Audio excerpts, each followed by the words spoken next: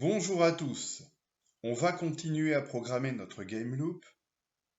J'avais dit qu'il n'y aurait pas de partie 5. Alors, deux possibilités, et à l'heure où je parle, je n'ai pas encore décidé. Soit j'ai intitulé la vidéo partie 5 et j'assume le fait que je m'étais avancé un petit peu trop vite en disant qu'il n'y aurait pas de partie 5. Soit je trouve un autre titre. Par exemple, cette fois, on fait de la pure magie, de la magie du code. Cette fois, on va faire des choses vraiment bizarres. Parce que oui, s'il y a une partie 5, c'est que malheureusement, malheureusement, j'ai eu une idée tellement tentante que je ne peux pas je ne peux pas ne pas la tester.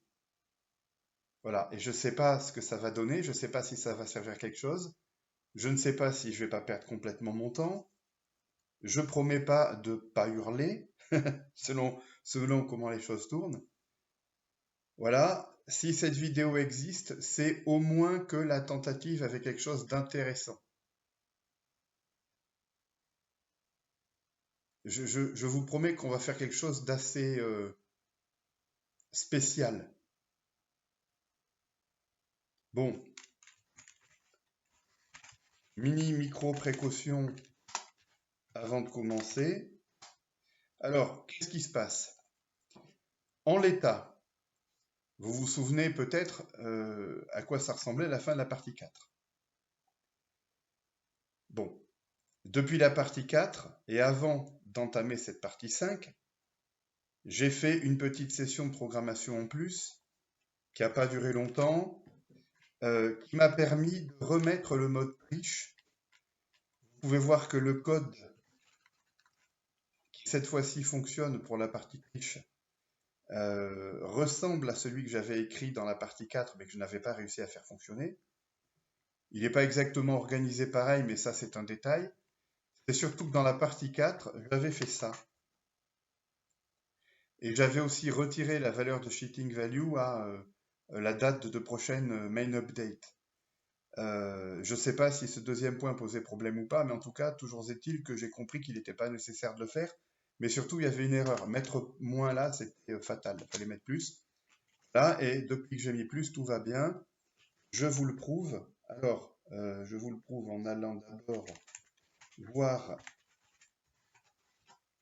si pour l'instant on s'autorise à tricher. Voilà. Là, on ne s'autorise pas à tricher.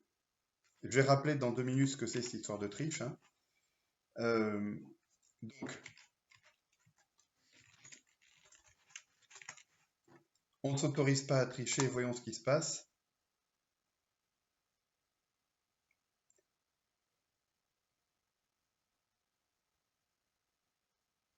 On va voir le framerate. Alors je rappelle que quand je capture avec OBS Studio, en fenêtré, j'arrive pas du tout à avoir un framerate stable à 60 images par seconde. Vous avez vu, je suis plutôt autour de 45. Alors, si je ne fais pas tourner OBS Studio pour capturer ma vidéo, même en fenêtré, je suis à 60 Hz ou 59. 60 ou pas beaucoup moins. Hein. Mais avec OBS qui tourne, j'ai du mal à atteindre 60. Ça arrive parfois, comme vous pouvez le voir, mais c'est pas du tout systématique. Bon. Donc ça, c'est sans le mode triche. Maintenant, j'active la triche.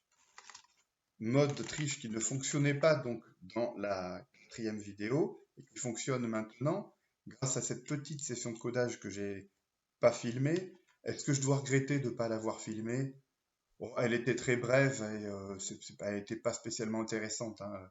Bon, le code écrit ainsi que mes commentaires sur le code écrit auraient pas été, n'auraient vraiment pas été intéressants. Bon.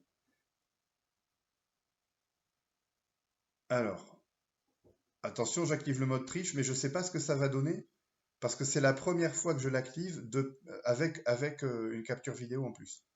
Regardez, on a du 60 fps malgré le fait qu'OBS tourne en même temps que mon programme et malgré le fait qu'on est en fenêtré parce que pour une raison qui m'échappe, c'est moins facile d'avoir un framerate élevé en fenêtré qu'en plein écran. Bon, Comme quoi, ces quelques lignes de code servent à quelque chose. Alors, j'appelle ça le mode triche et il porte bien son nom. Je vous explique. Si ce mode n'est pas activé,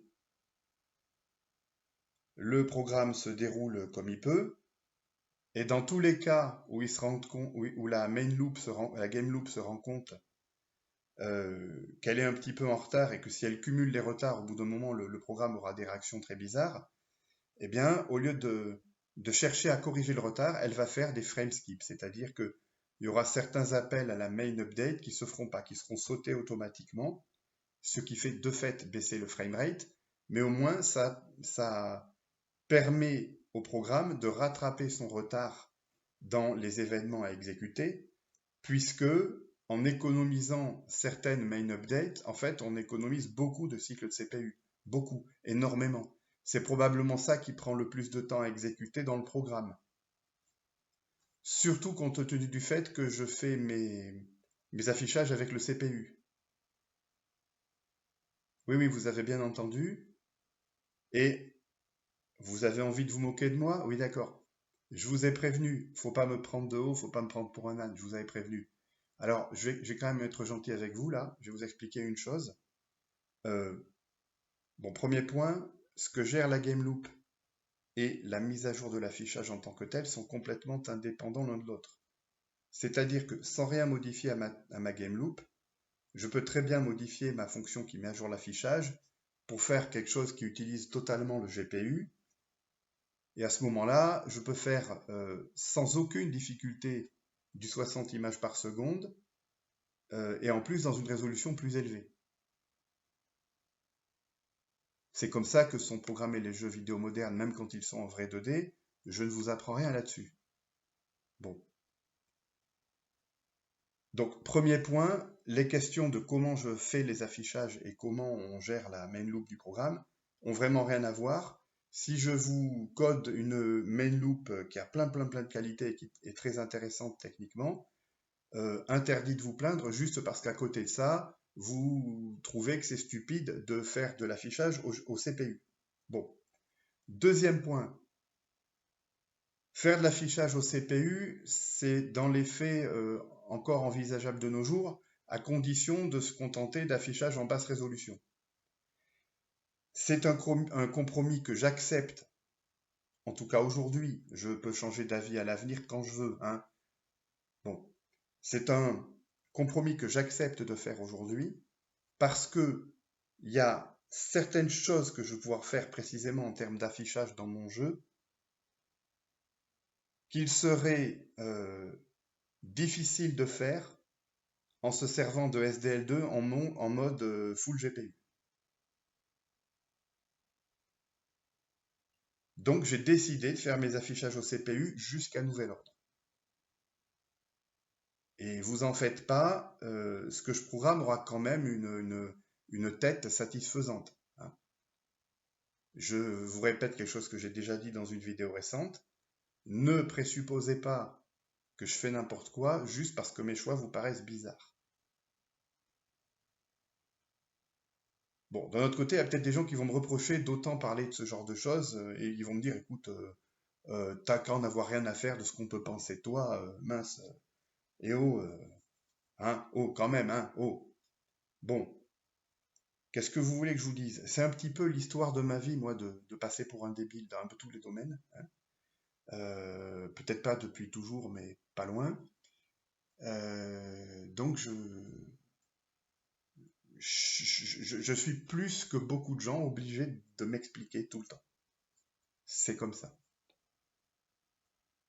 Maintenant, de quoi va-t-on parler aujourd'hui? Enfin, jusque-là, j'ai fait que parler, mais maintenant, on va coder parce que c'est quand même avant tout pour ça qu'on est là.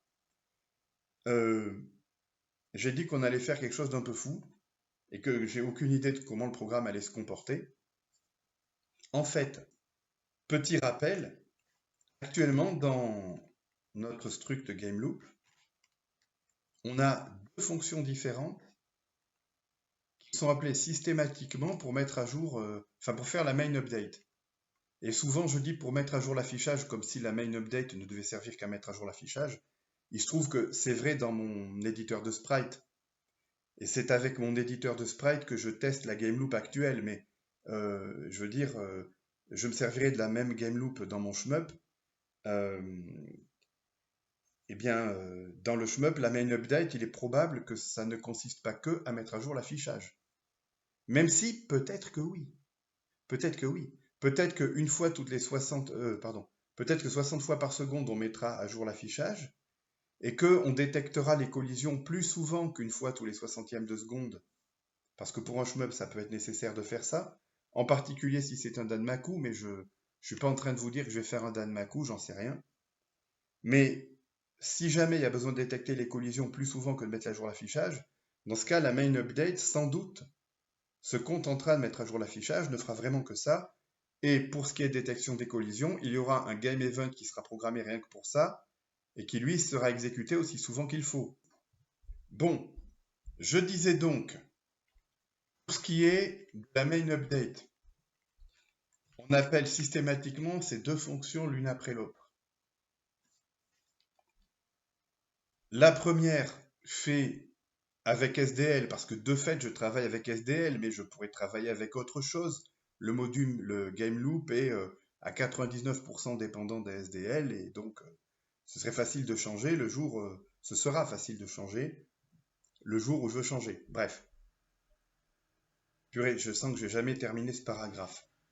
La main update, disais-je, elle fait 100% du travail qu'il faut pour mettre à jour l'affichage avec SDL, sauf un truc. Elle n'appelle pas la fonction renderPresent.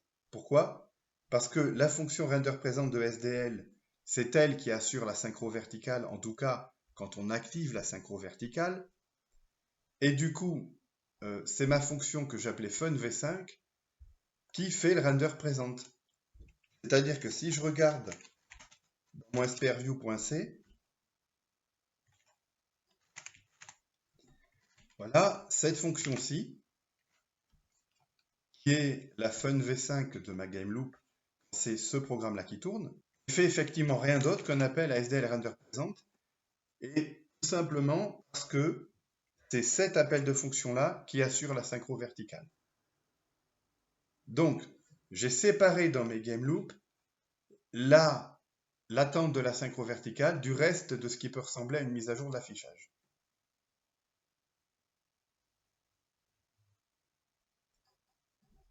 L'idée, c'était que la synchro verticale, à chaque fois qu'elle se produit, est en soi un événement qui m'aide à gérer le déroulement du temps dans mon jeu.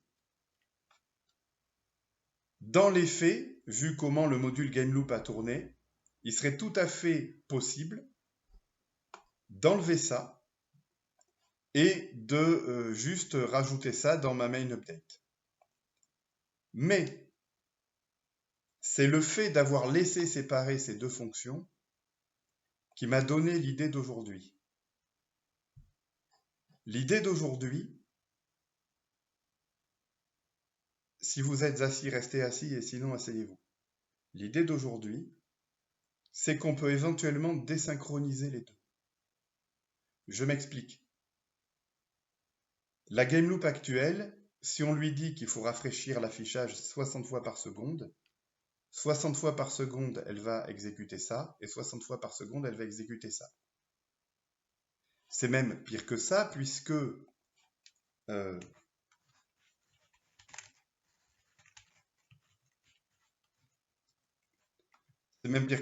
les deux sont systématiquement appelés à la suite, comme je disais tout à l'heure. Mais ce que je propose maintenant, c'est que chacune des deux ait son rythme d'appel, sa fréquence d'appel. Par exemple, je veux pouvoir dire, tu vas faire la synchro verticale 60 fois par seconde parce que tu es sur un écran de 60 Hz, mais ce qui constitue le reste de la main update, tu peux l'appeler un nombre de fois par seconde différent de 60.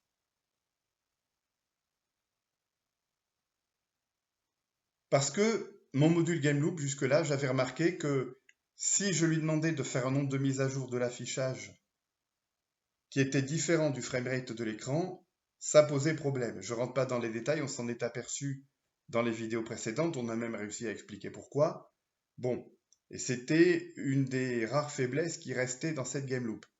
Et l'idée que j'ai aujourd'hui, elle permet peut-être de se débarrasser de cette faiblesse-là. Une autre faiblesse, c'était qu'il fallait absolument activer la synchro verticale, puisque la game loop elle-même est rythmée par les synchros verticales. Peut-être qu'avec cette idée que je testais là, il n'y aura même plus besoin de mettre la synchro verticale à chaque fois. Bon, entre parenthèses, on peut se demander dans quel cas, dans le cadre du développement d'un jeu, ce serait intéressant de désactiver la synchro verticale. Eh bien, ça permet par exemple de voir combien on peut faire maximum par seconde de mise à jour de l'affichage si on n'atteint pas la synchro verticale, ce qui est un indicateur de performance de la mise à jour de l'affichage elle-même. D'ailleurs, ce qu'on a pu constater dans une des vidéos précédentes, c'est qu'en désactivant la synchro verticale, j'affichais 120 images par seconde. Avec OBS qui tournait, c'est-à-dire que sans, si ça se trouve, je peux en afficher plus. Alors il y a des gens qui me diraient, oui, mais moi, si je fais ça chez moi, en désactivant la synchro verticale, j'affiche sans problème 400 ou 500 images par seconde. Je répondrai oui, mais vous faites tout avec le GPU. Moi aussi, si je fais tout avec le GPU, j'ai des framerates incroyablement élevés si je désactive la synchro verticale. Je l'ai déjà fait dans le passé, hein, je suis sûr de ce que je dis parce que je l'ai déjà fait, d'accord? Bon, mais là, c'est du rendu CPU et je vais encore le répéter, c'est pas grave, ni pour vous ni pour moi, si c'est du rendu CPU, ce que vous voyez là. Entre autres parce que je peux me mettre à faire du rendu GPU si ça me chante, mais ça m'obligerait à renoncer à certaines petites choses, donc on verra. Bon, alors comment ça va se passer? Alors ça va être un peu sauvage, parce que en fait, va y avoir, comment dire, euh, ces deux trucs-là en tant que tels, ça a plus trop lieu d'être, ou plutôt, ça va être doublé. Il va y avoir euh, euh,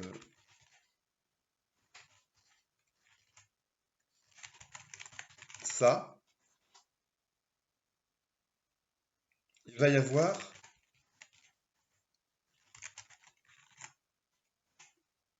ça, et puis il va y avoir ça,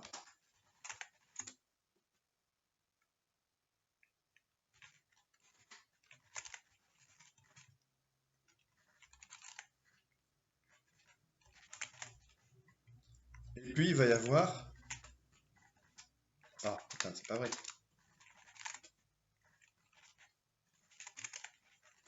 Ça.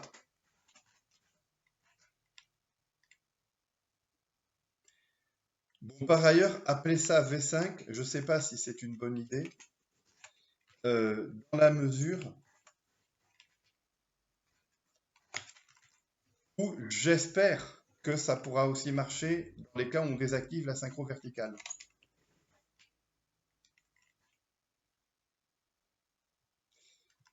On va appeler ça autrement.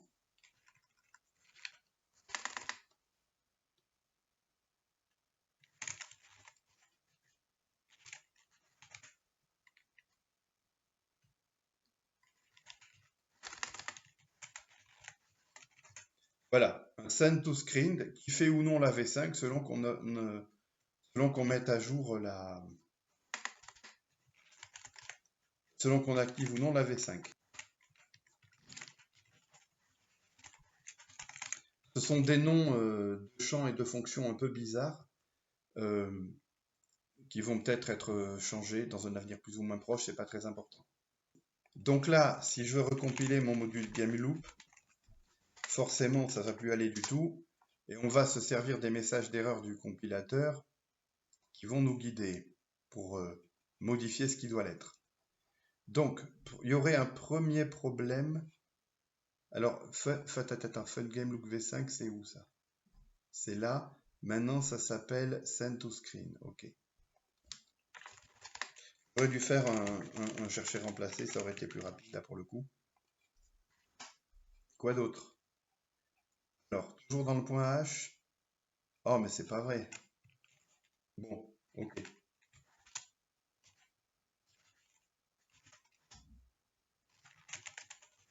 Là, je fais un chercher-remplacer pour de vrai. Parce que sinon, on va jamais arriver au point C. Ça y est, on arrive au point C, youpi. Alors, premier problème, paraît-il, si ça se trouve, il y en a d'autres avant que le compilateur ne détecte pas pour l'instant. Ça, c'est déjà vu. Hein, ça dépend de comment il travaille, dans quel ordre il fait les choses. Moi, je ne sais pas exactement. Donc, à la ligne 157, alors, oui, vraiment, on a changé le prototype de la fonction. Donc, ben, c'est pas tout du tout là. Ouh là là. Ouh, ouh, ouh. Alors, end refresh rate, j'ai envie de garder le nom de ce paramètre comme ça. En fait, ça c'est vraiment pour le rafraîchissement de l'écran.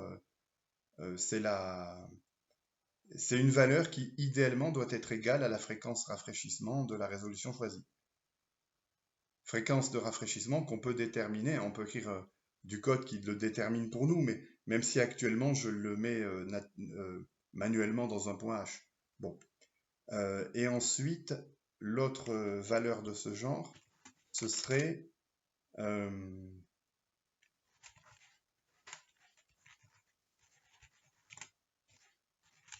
voilà. Voilà, donc c'est bien. Donc on a encore changé le prototype de la fonction.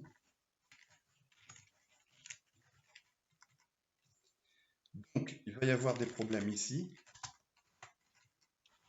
Alors, loop flèche. Alors, aimed main update rate. Ça va être égal à aimed main update rate. Oui, je l'ai appelé comme ça, c'est normal. C'est le même nom des deux côtés, oui, oui, oui. C'est normal. Et ensuite, loop flèche call main update every va recevoir performance frec divisé par ça.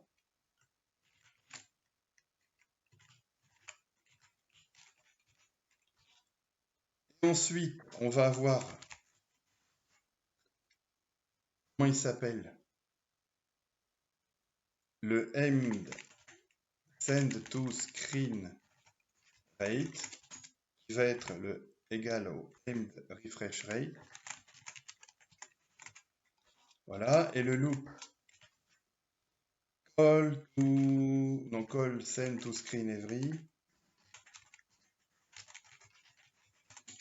Et je speak l'English so well. Oh là là. Nanana, aimed refresh rate.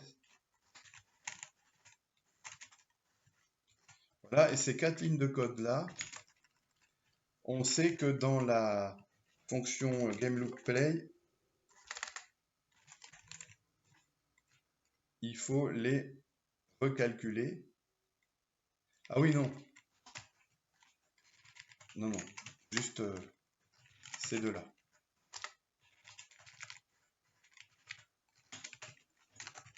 Ok. Bon. On va continuer à se laisser guider par les messages d'erreur du compilateur. Alors, ligne 192. Et oui, FunV5, ça n'existe plus, c'est comme ça. Ah, pardon. Attends. Je n'ai pas oublié d'activer mon pavé numérique. Ok, j'ai fait MetaX GoToLine. Voilà. Donc, tu ne me dis pas que ça marche pas, hein, espèce d'ordi de 2 192. Voilà. Donc, FunV5 qui s'appelle maintenant Fun Send to Screen. Ouais.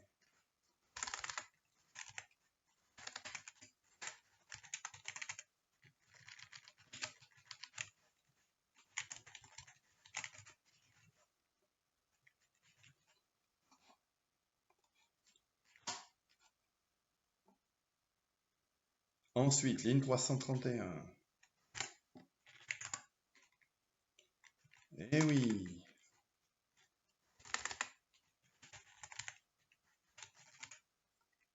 Alors, En fait, non. Ça, ici, on s'en fout.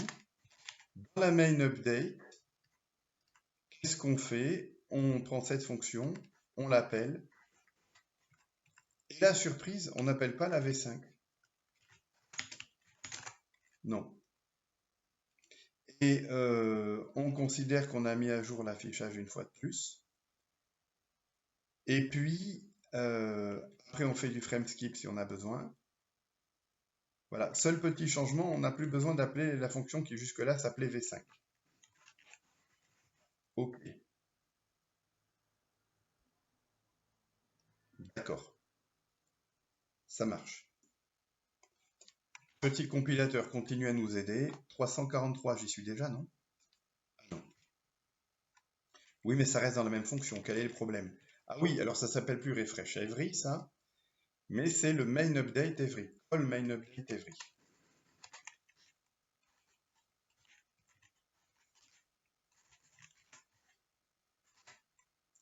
Voili, voilou. Tac. 387. Ouais. Donc, ce sont maintenant des champs de loop. On n'est plus dans la fonction qui crée la game loop. Hein. On n'est plus dans le constructeur. Ok. Quoi d'autre? Oui. Oh, tu m'embêtes.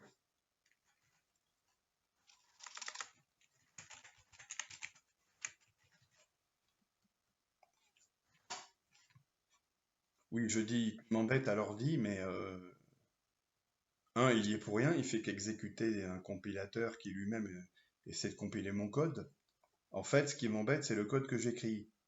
Bon, donc là, ça compile, mais à l'exécution, vous vous en doutez, on va avoir un léger sous-sail. Si on l'exécute tel quel, ça. Ah, attends, qu'est-ce qui se passe là? Ah oui, c'est bah oui. Ah bah tiens, bah, évidemment. Euh, donc 1210. Et oui.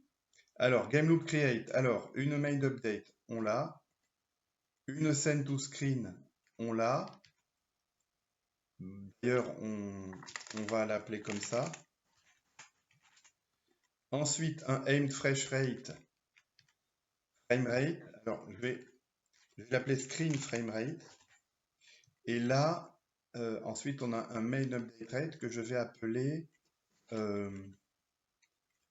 main update rate.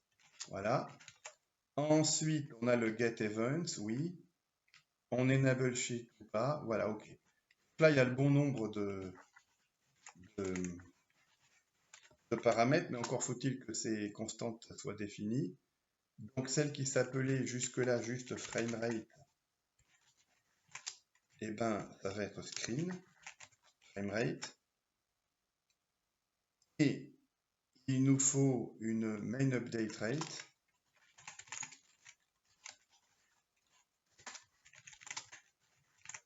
Que je pourrais très bien mettre à 30 ou à 49 ou à 5, en principe, du moins si je le souhaitais. On va pas faire le fou, pour l'instant on va mettre les deux à 60 gentiment, hein. Voilà. Ok, est-ce que là ça compile? Bon, parce que j'étais très fier de vous annoncer qu'à l'exécution on allait avoir une surprise, mais si pour l'instant ça compile même pas, pour l'instant c'est moi qui suis surpris. Allez. Ah non, qu'est-ce que tu as? Ah oui, c'est vrai, bah oui, j'ai changé le nom de... Voilà, elle s'appelle Render Present maintenant. Oui, alors, toi, petit ordi, arrête de biper dès que j'ai les doigts qui glissent un peu sur le clavier, parce que c'est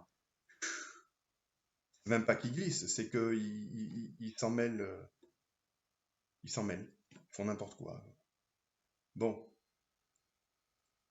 Donc là, on me dit que j'ai un framerate de 120 images par seconde, ce qui est flatteur, sauf que on voit rien. Pourquoi on voit rien? Parce que la fonction qui est censée assurer le V5 n'est pas appelée, et que cette fonction, elle fait pas seulement le V5, elle fait aussi un appel à SDL render, elle fait avant tout un appel à SDL render present, qui envoie vraiment vers le renderer, vers le SDL renderer, l'image qu'on a calculée Donc, c'est aussi pour ça qu'on a 120 images par seconde. C'est parce que du fait que cette fonction n'est pas appelée, on n'a ni la mise à jour de l'affichage qui se termine, ni la synchro verticale. Bon. Donc, maintenant, il va falloir appeler cette fonction-là, mais depuis la game loop, mais pas n'importe comment. Et c'est maintenant que la partie difficile du travail d'aujourd'hui va commencer. Là, j'ai un petit peu peur. Alors, attends. Donc, next main update égale 0, d'accord. Mais aussi, next send to screen date égale 0 également. Voilà. Ensuite, on fait un call main update et on fait un call de V5 qui s'appelle plus V5, qui s'appelle comment déjà? Send to screen. Voilà.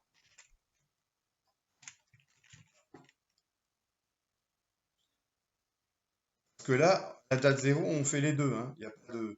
Du fait d'ailleurs que maintenant je fais les deux à la date 0, je verrai au moins la première frame d'affichage. Hein? Fun send to screen. Oh, tu vas pas m'embêter. Voilà. D'ailleurs.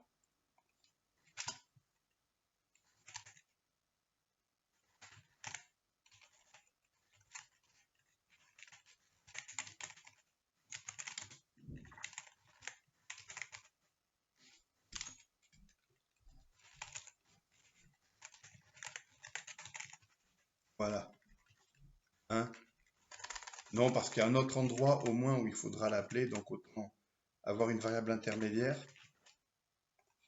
Allons-y.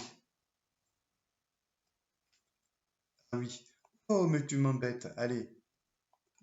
Tu m'embêtes, je te le dis. Je te le dis, tu m'embêtes. Fais pas scier.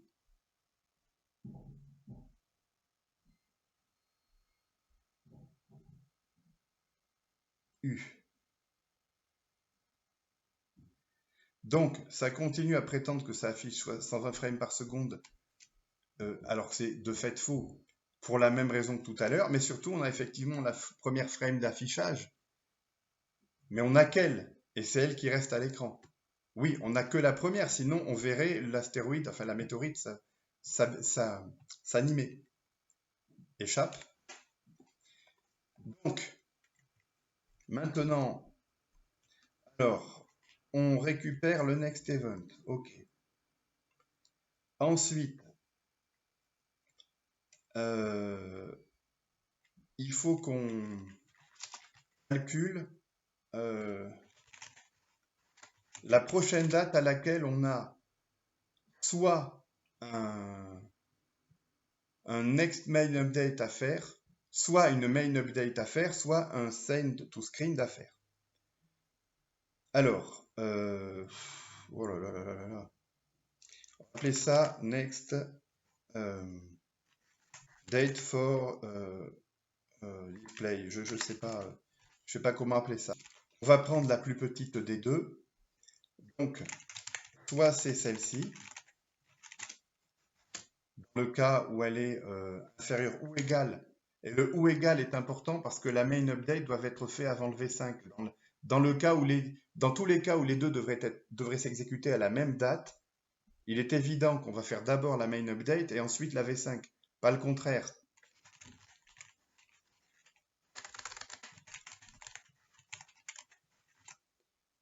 Donc, la plus petite des deux,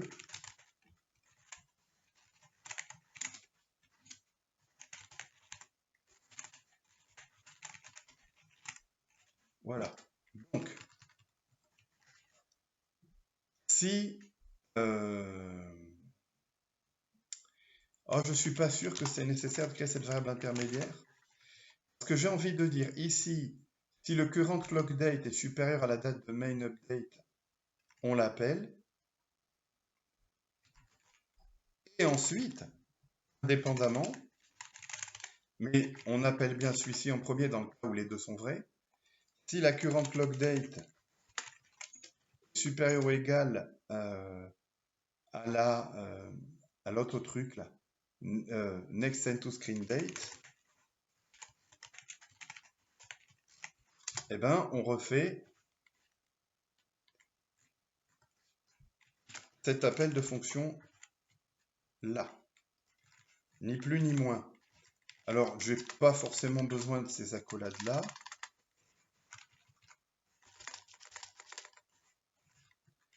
Oui, non, mais il y a un piège. Il y a un piège, il y a un piège, il y a un piège.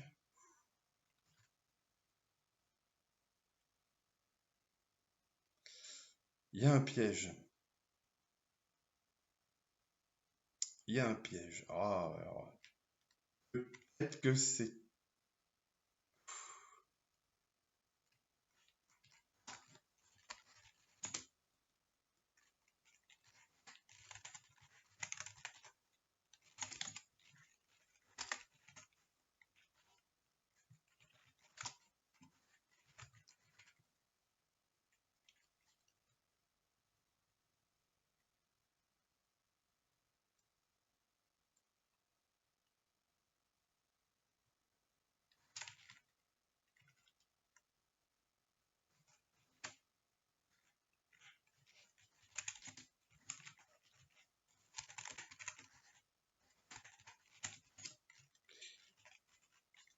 Il y a 50 façons de coder ça qui sont équivalentes, mais bon.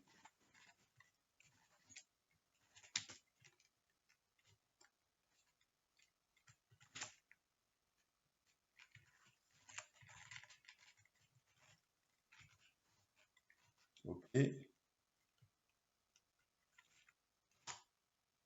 Ok. Donc, on fait ça s'il y a lieu de le faire. Indépendamment de ça, on fait ça s'il y a lieu de le faire. Et si on est dans le cas goToNextIter, eh ben, on passe effectivement à l'itération suivante. Ça vous paraît bon, ça? Moi, oui, mais je sens qu'on va souffrir. Pour tester tout ça. Alors, parce que ça, voilà, ça en fait,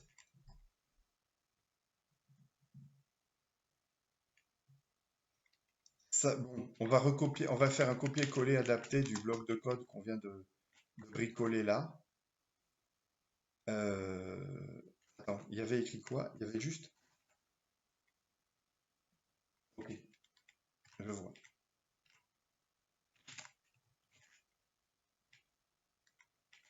Je vois. C'est vraiment c'est vraiment la même chose là. Sauf que cette fois, c'est la event date.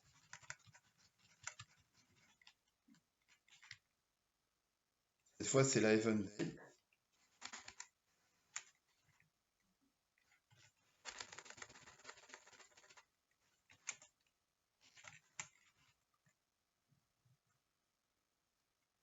Ça donne envie de factoriser en faisant une fonction pour ça, hein.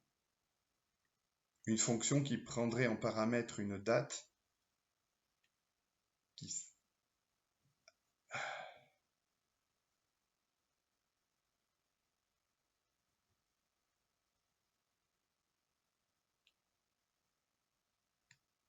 Bah ouais.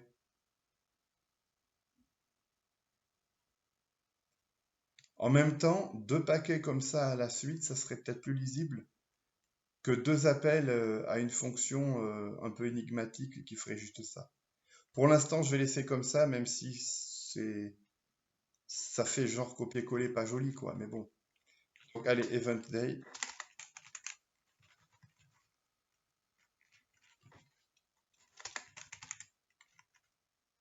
Ok. Je pense que là, on est bon.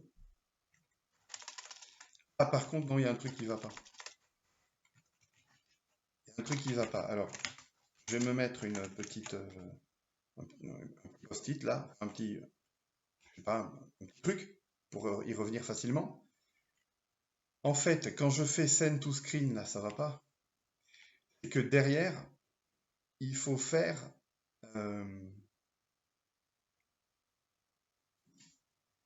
ouais. Vaut mieux appeler une fonction pour ça. Donc, je vais appeler la fonction game loop send to screen. On va voir ce qu'elle doit faire exactement, cette fonction. On va voir.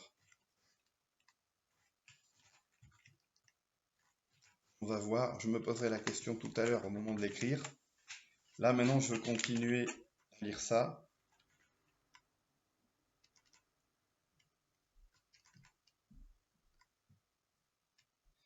Ouais, je pense que pour la fin de la fonction, là, on n'a rien à changer. Ok, donc on va écrire cette fonction GameLoop send to screen. On va s'inspirer de ce qu'on avait écrit dans la call main update.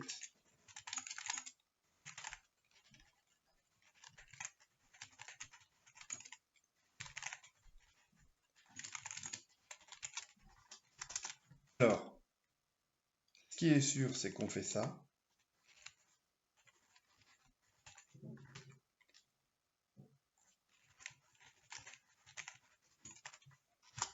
Et alors, après, moi, je me demande si on a intérêt à faire un truc de ce genre.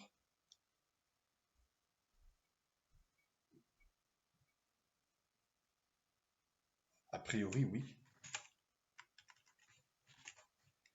Mais c'est le même principe que le frame skipping, mais ça ne devrait pas s'appeler comme ça.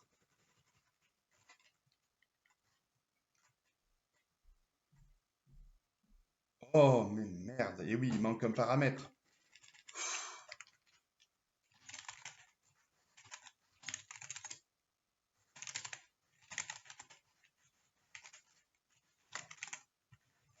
Voilà. Donc ici, c'est étoile next send to screen date.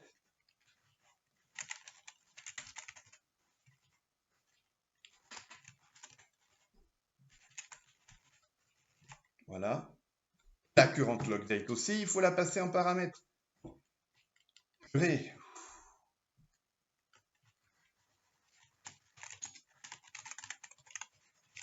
Voilà. On va y arriver, c'est pas croyable. Là, c'est pas call main update every, mais c'est call send to screen every.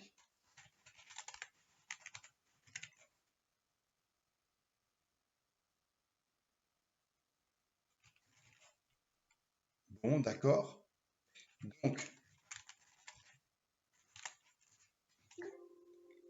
ne fais pas chier, je sais que j'ai écrit ça. Ah, j'ai encore mis send au lieu de send, bon sang. Voilà. Donc, il faut lui passer en paramètre la current clock date et ce pointeur sur next send to screen date, qui du coup, ici, doit être réactivé.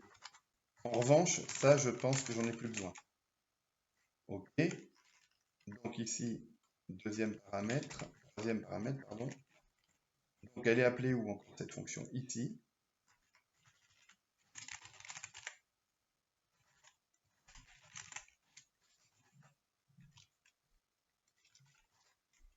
OK, et là,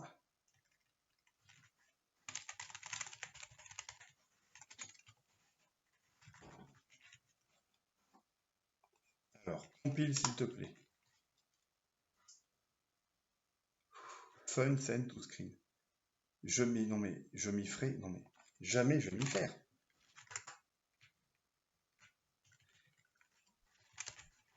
Quand on se trompe tout le temps sur le nom de ces champs ou de ces fonctions, c'est soit qu'on n'est vraiment pas frais ce jour-là, soit qu'on les a mal choisis.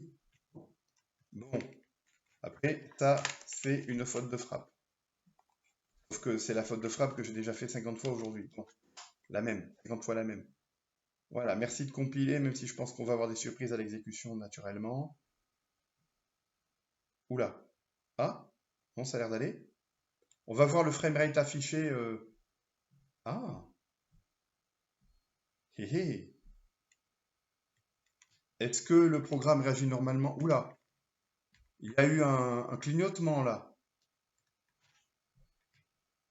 Je dirais il y a eu un clignotement une fois et des ralentissements bizarres qui rappellent les moments des précédentes vidéos où ça buguait grave. Est-ce que le fait... Non, surtout que là, je vais pas commencer à faire des bizarreries, hein. C'est-à-dire que les deux sont à 60. Moi, je pense que d'avoir du frame skip séparé pour les deux, ça peut faire des problèmes. Quoique non, parce qu'en principe, en cas de frame skip, il y a une frame qui reste affichée au lieu d'être modifiée. Mais ça ne doit pas se transformer en écran noir. Qu'est-ce que c'est que cette histoire? Et le rectangle, il se comporte bien si on le redimensionne? On dirait. On dirait. Alors attention, le mode triche est activé, je sais pas. On devrait avoir, sans mode triche, on devrait avoir un framerate moins souvent proche de 60 du fait qu'il y a OBS. Qu'est-ce que c'est que ces frames noirs qui apparaissent? J'avais annoncé au début de la vidéo, hein, peut-être que ce que je fais aujourd'hui, je le fais vraiment pour rien, hein. Oula. Bon, on continue d'avoir ces clignotements bizarres. Avec un framerate vraiment diminué, mais ça, c'est pas une surprise.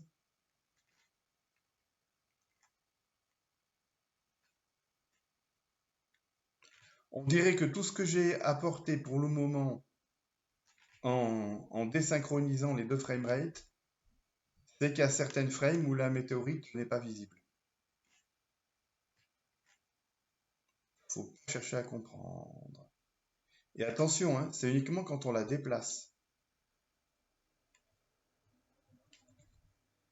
Tant qu'on la déplace pas, il n'y a jamais de clignotement. Ça aussi, ce serait amusant d'essayer d'y comprendre quelque chose. Dès que je recommence à déplacer, c'est n'importe quoi, hein. On n'a plus du tout le truc stable qu'on avait avant que cette vidéo commence. On avait encore avant que cette vidéo commence.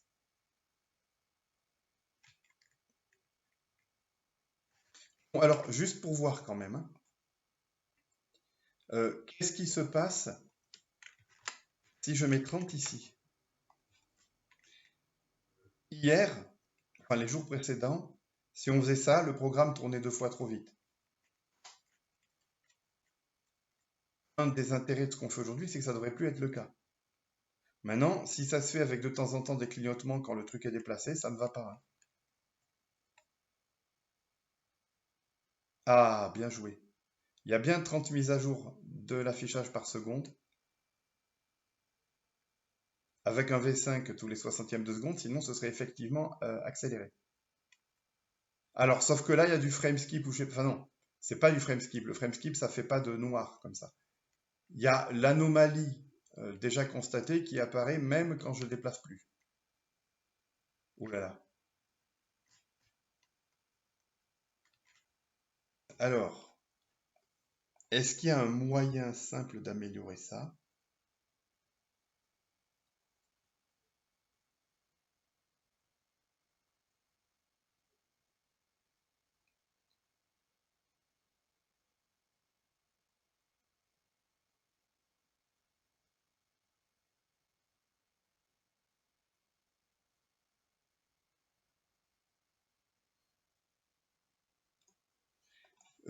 Juste une chose.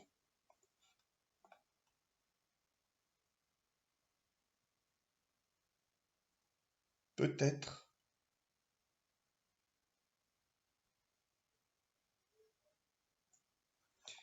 peut-être, juste comme ça, hein, peut-être que je devrais... Ouais, mais là, ça va un peu... Bon, peut-être que je devrais découper ça comme ça. Peut-être que des fonctions comme render copy et compagnie, ça fait pas exactement ce que je croyais. Alors, est-ce que comme ça va compiler? Ça m'étonnerait. Il doit y avoir sûrement des noms de variables à repréciser. Ah oui, view W, view H. Oh, oui, oui, oui.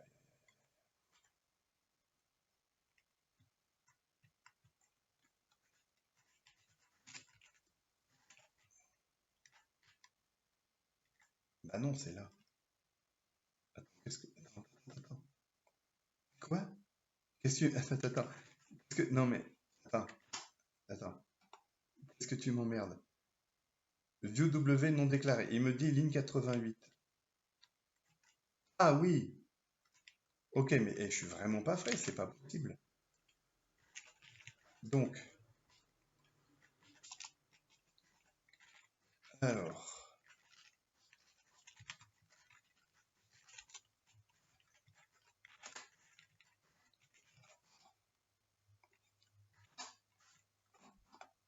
ça compile, mais l'exécution, on va voir, hein. Je sens qu'on va chialer encore.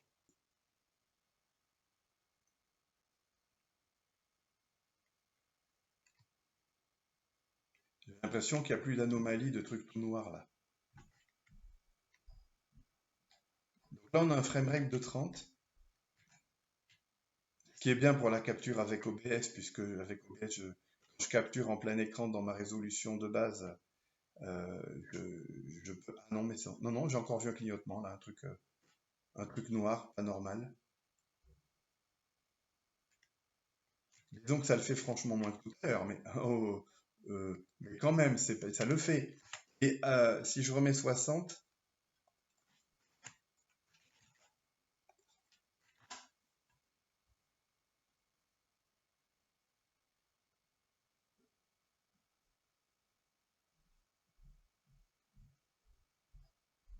donc, avec 60 et 60, tant qu'on déplaçait pas, on voyait rien d'anormal.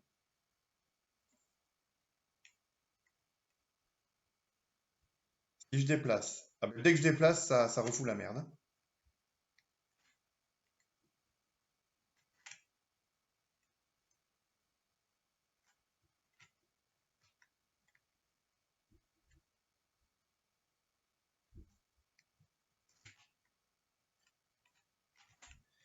Ok, alors, pour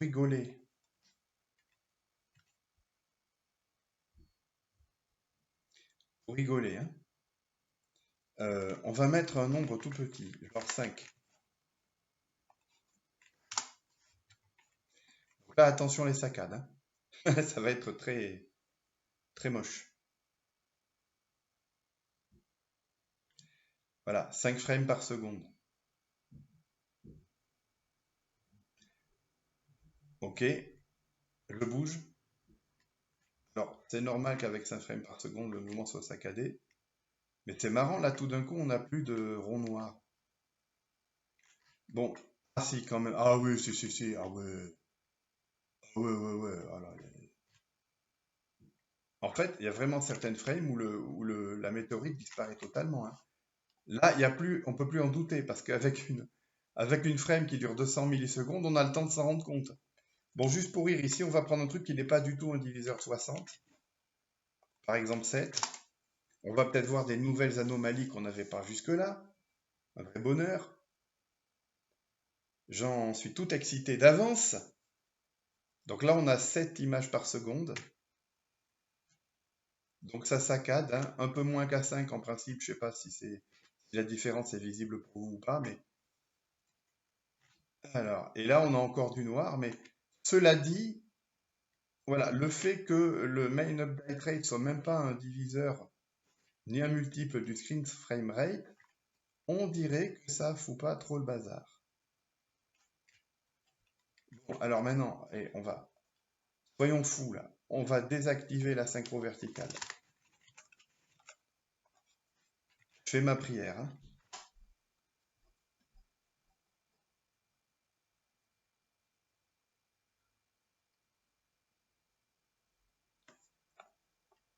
Bon, bah oui.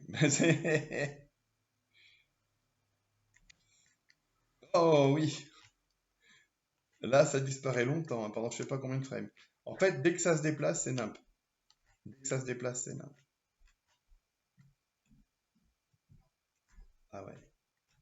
Ah, c'est un truc de ouf.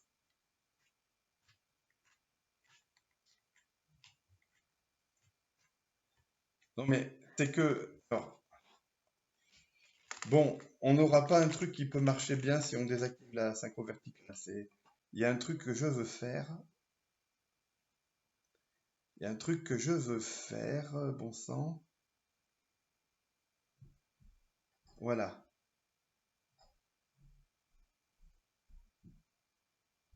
Ici, on récupère les coordonnées euh, Keysticks, c'est un petit module à moi qui me permet de me servir de certaines touches du clavier qu'on choisit comme d'un joystick, hein, comme son nom l'indique, et qui renvoie une position en fonction de la date.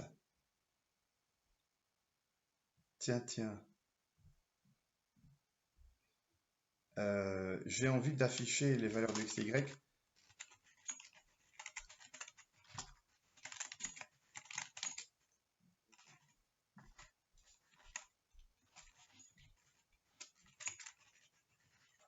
Ça permettra de comprendre peut-être s'il y a des coordonnées aberrantes à certains moments. Pourquoi on ne voit pas le sprite? Peut-être qu'on ne le voit pas parce qu'il est affiché hors des limites de l'écran. Parce que les coordonnées retournées par la fonction keystic bidule deviennent fausses pour une raison qui pour l'instant m'échappe complètement. Alors, là c'est 0 partout. 0, ça ne veut pas dire que c'est au coin supérieur gauche de l'écran. Ça veut dire que c'est la position de départ. Je me déplace un peu vers la droite. Donc euh, ça reste 0 en Y, mais ça a augmenté en X. Je vais vers la gauche, ça rediminue en X, d'accord.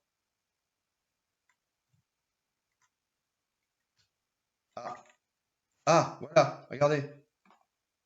Au moment où on n'a rien vu, c'est parce que la coordonnée calculée est une valeur aberrante. Ah ah! Mais c'est qu'on va peut-être mettre le doigt sur un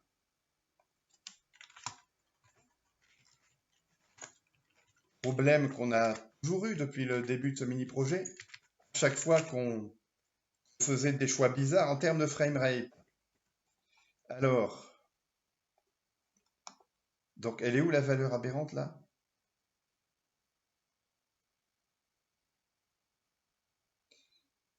Tiens.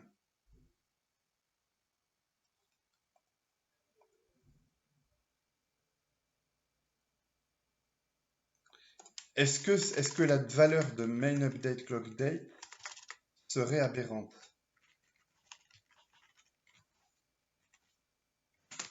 Alors on va la convertir en millisecondes pour qu'elle soit lisible.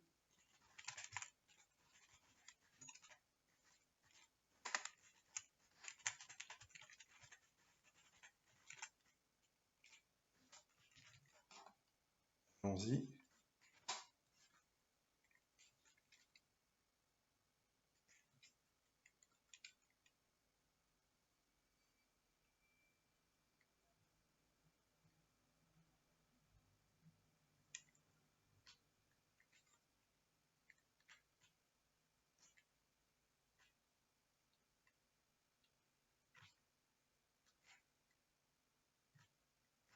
Ok, j'ai vu une anomalie. Donc au niveau de la date, c'est correct. Par contre, oui, là effectivement, on a des nombres aberrants.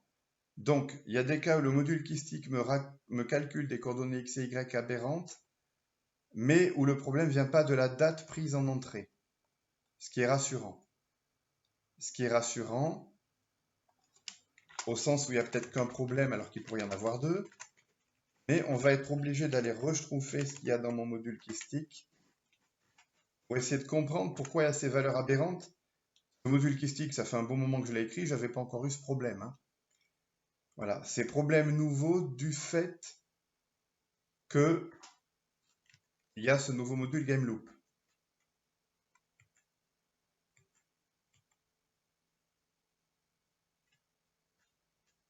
C'est bien cette fonction-là qui a été appelée.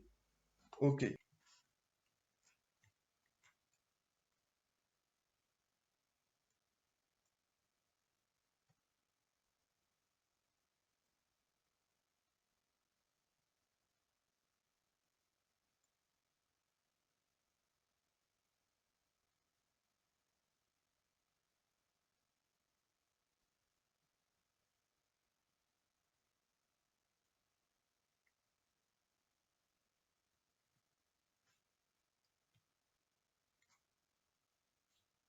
Et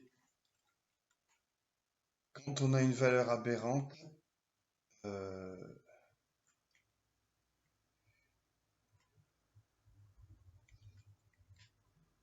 Quand on a une valeur aberrante, c'est sûrement que la valeur calculée pour distance est aberrante. Alors allons-y.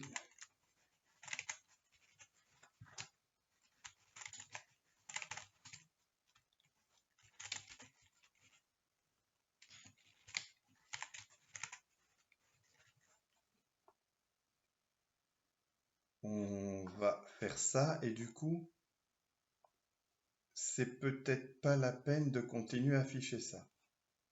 Et j'affichais quoi d'autre? Le framerate, ça me dérange pas, allons-y.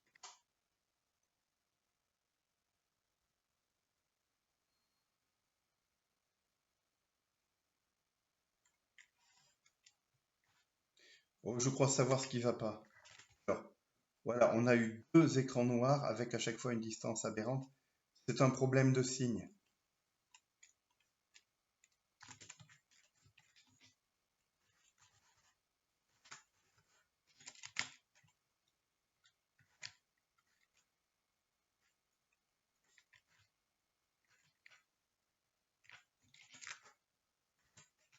Quasi sûr que c'est ça. Parce qu'avec la triche qu'on fait sur les dates, c'est pas étonnant si parfois on a une valeur de t qui tombe un peu en dessous de stick flèche T0, qui est la date 0 du stick. J'espère que ce n'est que ça. J'aimerais pouvoir créer victoire. Donc là, je rappelle qu'on n'a que 7 images par seconde, donc ça saccade bien. Mais il n'y a plus de frame toute noire et il n'y a pas de valeur aberrante affichée pour la distance. Alors écoutez, premièrement, je suis content d'avoir corrigé une vieille erreur qu'il y avait dans un ancien module. C'est juste qu'elle n'avait pas encore eu l'occasion de me sauter à la figure jusqu'à aujourd'hui. Mais surtout, ce qui va se passer maintenant, c'est que 1, je vais remettre un nombre de ce genre crédible. 2, je vais relancer... alors oui, celui-là, ce enable cheating là, il sert à rien. Là, je suis en mode triche ou pas? Je suis pas en mode triche. Donc, en mode pas triche. Et avec 60-60, est-ce que tout a l'air de bien se passer?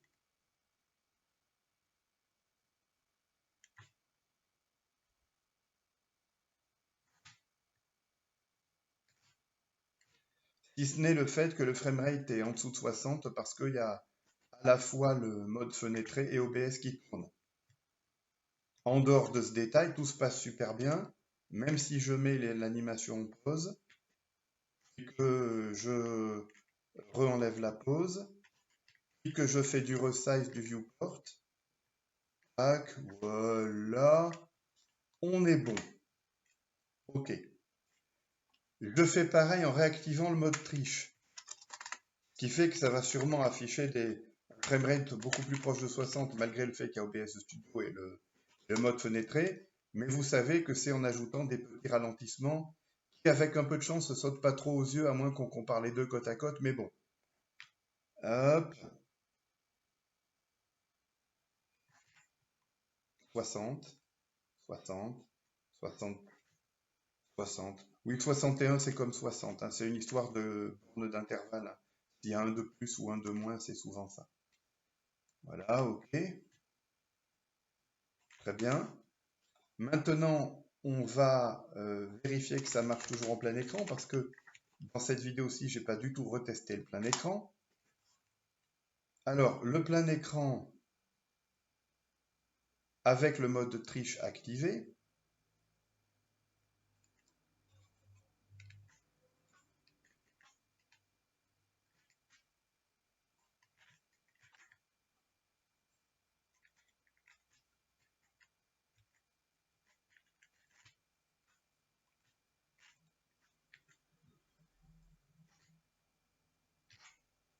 OK. Sans le mode triche activé.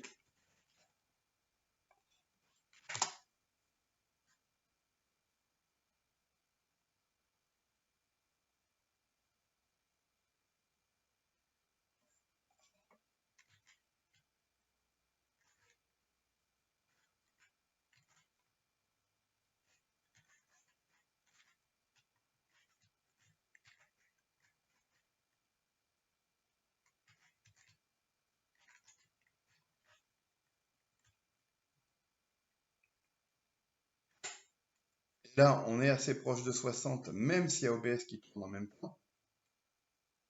Hein. Même sans le mode triche, en plein écran, ça marche vraiment mieux qu'en fenêtré.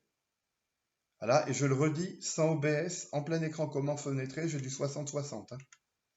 Bon, ok, maintenant pour les deux derniers tests que je vais faire, le dernier ou les deux derniers, je vais repasser en mode fenêtré. Donc, vérifions que si là je mets un truc qui n'est pas diviseur de 60, il ne se passe rien d'aberrant non plus.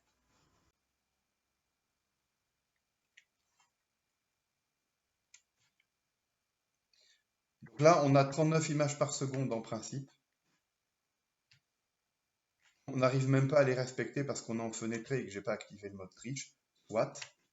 Mais en tout cas, il n'y a pas d'aberration à l'affichage. Et on n'a pas non plus un truc qui s'exécuterait trop vite.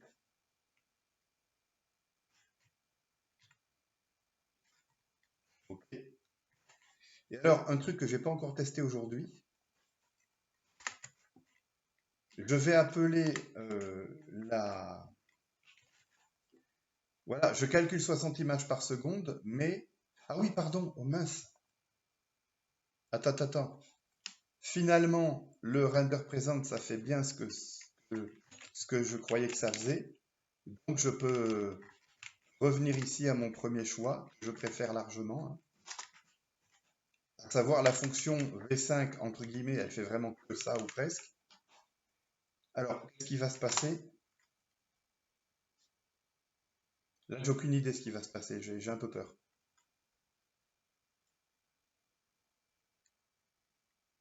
Alors, peut-être que ça tourne trop vite. Est-ce que c'est normal?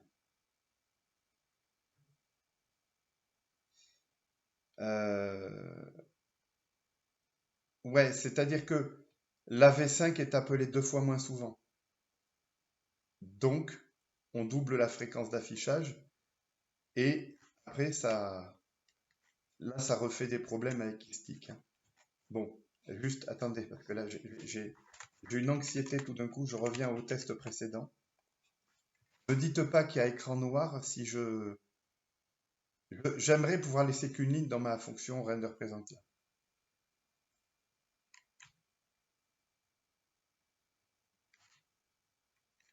Oh, c'est pas vrai. Attendez. Non, alors, définitivement, il y a des trucs dans la doc de SDL que j'ai pas compris. Non, mais définitivement. Définitivement. Donc, on va mettre ça, c'est mon dernier mot. Alors, ah, oh, j'en ai marre, arrête. C'est bon. Attends, qu'est-ce qui s'est passé là?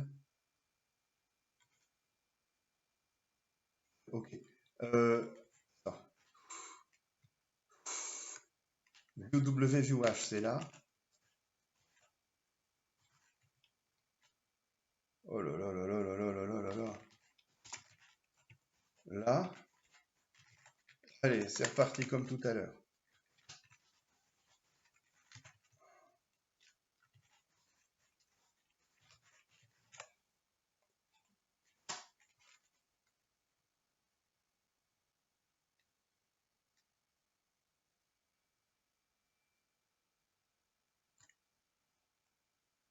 Bon. Donc là, tu me fais rien comme bizarrerie à l'affichage là. Mais sinon, j'explose. Voilà, on dirait que ça reva. Alors, je disais, si je mens sur la fréquence réelle de l'affichage de l'écran, par exemple, si je prétends que c'est 130 alors que c'est 60, je vais avoir un truc accéléré. Mais ça devrait être le seul problème.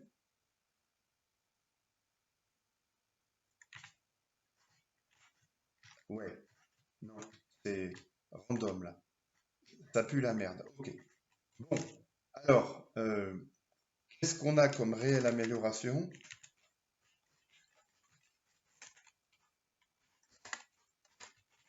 Avec cette version-là, je garde jusqu'à preuve du contraire. Non, je veux écrire un commentaire dans le point H. Euh, alors, pour que ce module soit un bon remplaçant du module scheduler, il est nécessaire d'activer la V5. Alors ça, ok, on n'y touche plus à ça. De déterminer la fréquence de rafraîchissement sur laquelle on exécute le programme. Et alors, la fréquence réelle, il ne faut pas se tromper, il ne faut pas mentir sur ce point. Et je vais préciser que c'est la send to screen rate.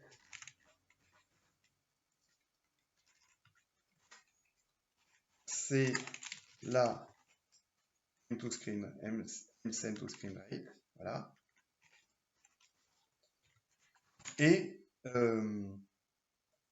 on peut calculer moins d'images par seconde que ce nombre-là.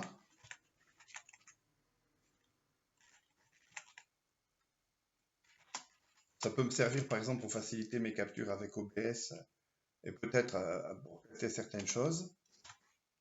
Dans ce...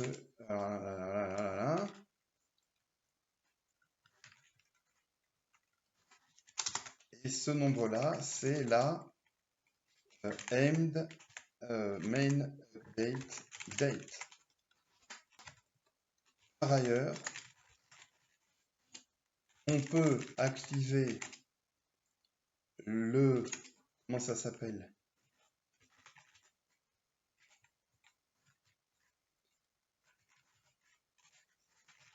La triche quand il y a du retard dans l'exécution. Si on préfère avoir à l'exécution des micro-ralentissements plutôt que des saccades à chaque fois que le déroulement de la game loop a du retard. Ça, pour mettre au point mes jeux, le fait de pouvoir activer ou non le mode triche, ça va m'aider à un point que vous imaginez pas. Il faudra que je vous en reparle à l'occasion. Bon, alors en tout cas, je crois que ça c'est la meilleure game loop que j'ai codée à ce jour parce que elle réunit quasi toutes les qualités de toutes mes tentatives précédentes. Voilà. Elle a que deux limites. La première, c'est qu'il ne faut pas mentir sur la fréquence réelle de rafraîchissement de l'écran. Ce qui ne me dérange pas dans la mesure où le nombre d'images par seconde réellement calculé peut quand même être différent de cette valeur-là. Et surtout, interdit de désactiver la V5, sinon on accélère largement l'exécution du programme. Ça, c'est un peu dommage parce qu'avec mon module scheduler, par exemple, je pouvais désactiver la V5 sans que ça entraîne ce genre de problème. Bon, mais d'un autre côté, le principe même de ce module GameLoop nouveau, c'était dès le départ ça. On se sert de la synchro verticale pour limiter la rapidité de l'exécution des events, parce que pour l'exécution des game events en eux-mêmes, on n'attend plus, on ne perd plus de cycle d'horloge à attendre que la date réelle du prochain à exécuter arrive. D'où le fait que ce module est à la fois plus compact en code et probablement plus performant à l'exécution que tous mes modules précédents qui s'occupaient de la gestion du temps. Je crois que ça, c'est mon meilleur module de gestion du temps pour un jeu à ce jour. Oui, je reviens le soir, nous sommes toujours le vendredi 17 octobre 2025. Et j'ai encore eu une autre idée, mais on va pas faire une partie 6 juste pour cette idée-là, on va juste allonger un petit peu la partie 5. Alors, ça m'embête, mais vraiment d'être obligé d'activer la V5. Ça m'embête. C'est probablement pas grave, puisque dans une version release d'un jeu, la V5 est forcément activée, n'est-ce pas? C'est pas certain. Enfin, ça dépend à quelle époque on se trouve. J'ai cru comprendre que pendant une partie des années 90, la V5, ça n'existait pas sur PC. Sur des ordinateurs comme le ST ou l'Amiga, ça coulait de source. Sur PC, non. Peut-être parce que c'était le début des cartes graphiques dont il existe 50 millions de modèles différents et que c'était un vrai bazar pour uniformiser tout ça, j'en sais rien. Bref, donc, si jamais la V5 n'est pas activée, mon module doit compenser. Parce que je rappelle qu'actuellement, quand on coupe la V5, eh bien, le programme est trop rapide. Et en plus, il ne l'est même pas d'une manière prévisible, parce que faites tourner ce programme sur une machine plus rapide que celle-ci ou moins rapide que celle-ci, et l'accélération due à la suppression de la V5 ne sera pas la même. Là, par exemple, euh, on va revérifier ce que je viens de dire, parce que j'imagine que ça pourrait tout d'un coup marcher mieux, il n'y a pas de raison. Mais effectivement, si je redésactive la V5, le programme va tourner à peu près 2 fois plus vite, et ça va être un problème. En soi, que ma météorite tourne 2 fois plus vite, j'en ai rien à faire. C'est pas ça le problème. Le problème, c'est de ne pas pouvoir contrôler la vitesse d'exécution. Voilà. Bon. Alors, donc ça, j'aimerais pouvoir y remédier. Je crois que c'est possible. Et avec un peu de chance, ça sera simple à faire. Simplement, on va ajouter encore autre chose dans notre game loop, un booléen de plus pour dire est-ce que la fonction send to screen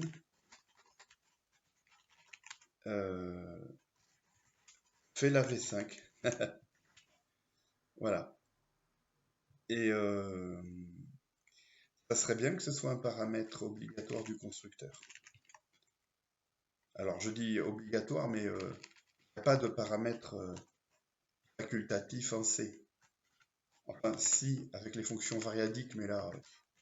alors, voilà, donc là, qu'est-ce que je fais? Ben, je mets un point virgule qu'il ne faut pas. OK. Donc, gameloop croate. Encore un changement de prototype. Oh, il y avait longtemps, hein. C'était pas arrivé depuis cet après-midi. Tac. Donc,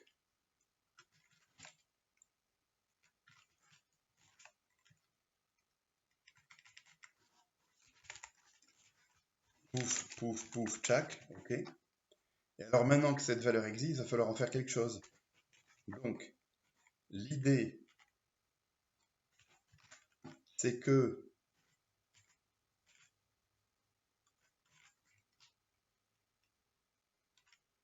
quand on fait ça, s'il n'y a pas de V5,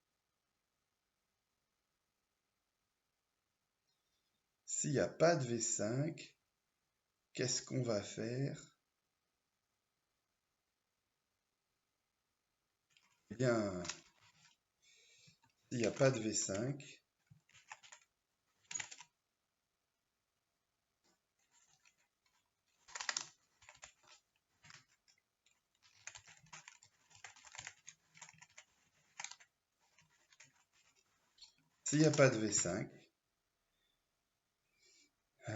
on va attendre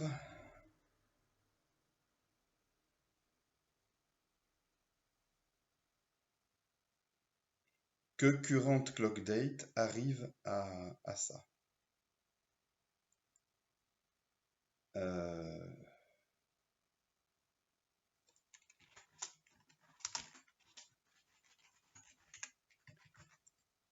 Alors,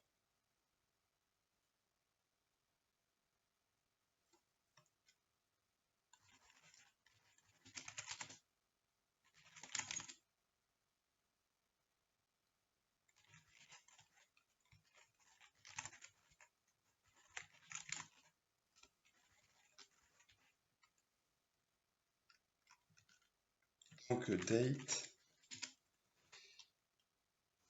est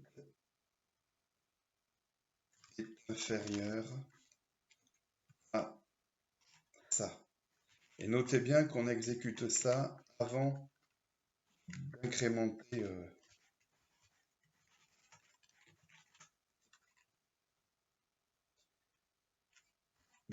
Comme ça, on est certain à l'issue de ce do while que la date actuelle à l'arrivée est supérieure ou égale à ça.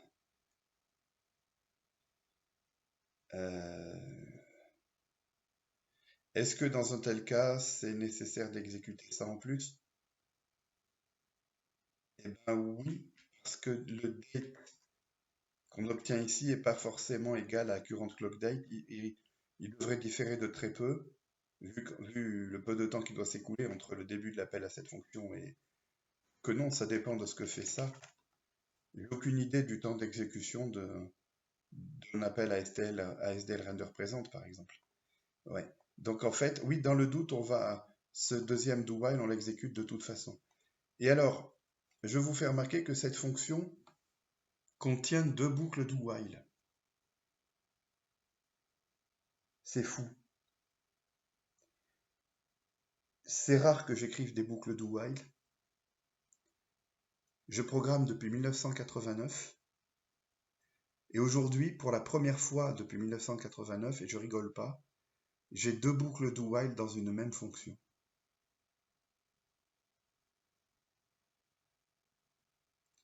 Et en plus, c'est une fonction qui fait que 15 lignes. Hein. Non mais tout finit par arriver. C'est un truc de dingue. Bon, alors attention. Faut pas croire que ça va bien se passer. D'ailleurs, je parie que ça va pas compiler ça. Je veux dire, le module GameLoop, parce qu'il va falloir modifier un peu le SPRView aussi, mais le GameLoop, là, je parie qu'il compile pas. Voilà. Et oui. Bon.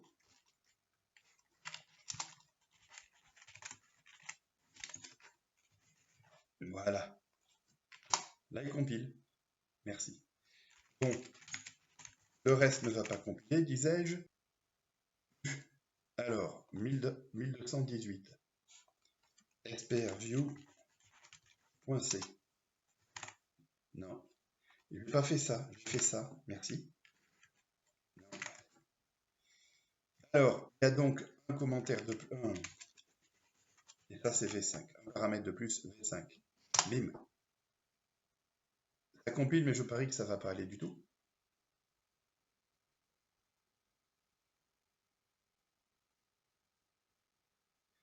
Bon, visuellement, il n'y a rien qui choque pour le moment, mais... Oh, merveilleux! Merveilleux! On a supprimé la V5, on a le framerate le plus régulier depuis le début. Alors que c'est enfenêtré et que OBS Studio enregistre, capture la vidéo. Oh putain. Oh non, mais c'est presque trop beau pour être vrai. You et you. Switch et pause. Et stop la pause.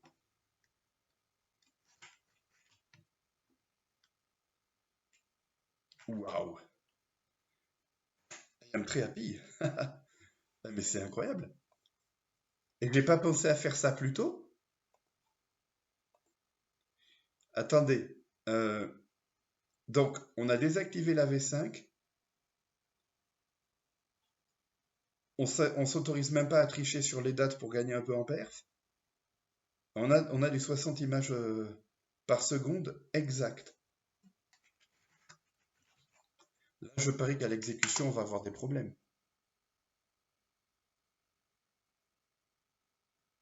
Pourtant, framerate 120, c'est jouable si c'est pas avec la V5. On n'a pas la V5, mais on a un truc qui le remplace en partie. Et donc, on fait exactement 60 mises à jour de l'affichage dans un monde où on fait 120 fois le render présent par seconde, mais sans V5. Autrement dit, c'est pas la V5 qui bride le framerate à 60, c'est bel et bien ce qu'on a fait à la place de la V5. Non, mais c'est génial. En fait, si vous avez rien compris à ce que je dis depuis 5 ou 10 minutes, c'est normal. Mais moi, je comprends ce que je dis. Et je pense qu'on a une main loop du tonnerre. un truc de fou. J'ai jamais eu de structure de données pour faire ce genre de choses, à la fois aussi flexible et permissive d'un côté, et exact dans son exécution de l'autre. Alors, est-ce que ça va marcher toujours aussi bien en faisant des affichages beaucoup plus chargés que ça? Il y a des chances que oui, vu que quand on lançait le programme de façon débridée, il faisait le double d'images par seconde que ce qui était nécessaire. Mais si jamais c'était pas le cas, eh bien, je serais amené à laisser tomber mon rendu CPU actuel, à faire un truc de bourrin au GPU, et là, je sais que la durée de mise à jour de l'affichage en elle-même, euh, comment dire, elle sera beaucoup plus petite. Donc, probablement qu'assurer un framerate de 60 absolument régulier, c'est possible. Et dans tous les cas de figure. Bon, maintenant on va rigoler, on va mettre 30 ici. J'espère que je n'ai pas remarqué tout d'un coup une anomalie à l'exécution, parce qu'alors là, j'en ai marre moi de passer par des états où je suis hyper content parce que tout est génial, tout marche, et puis 2 minutes après ça redéconne. Je sais, la vie de programmeur c'est un peu ça, mais bon, voilà, framerate à 30, ok. Notre framerate à nous, celui du screen, il reste à 60. On va baisser encore. Je ne vais pas mettre 15, je vais mettre un truc, un nombre improbable, hein, 17. À la limite, si je pouvais mettre un nombre non entier, je le ferais. Je ne peux pas. La façon dont c'est codé, ça prend en compte que des nombres entiers. Hein, si je mets 17,5, par exemple, ça sera de fait tronqué à 17.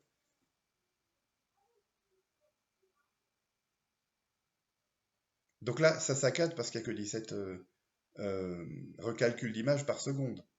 Le render present et sa V5, ah non, pas sa V5 puisqu'elle est désactivée là, euh, se fait 60 fois par seconde, mais il n'y a que 17 fois par seconde qu'une image est recalculée. Et malgré le fait que 17 ne soit pas du tout un diviseur de 60, il n'y a aucune anomalie visible à l'affichage, si ce n'est que 17, c'est pas très fluide, évidemment.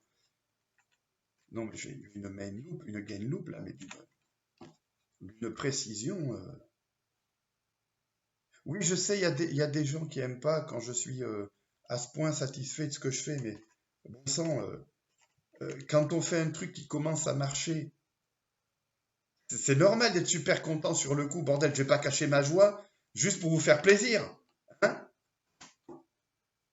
Le gars qui s'énerve tout seul pour rien, quoi. Bon.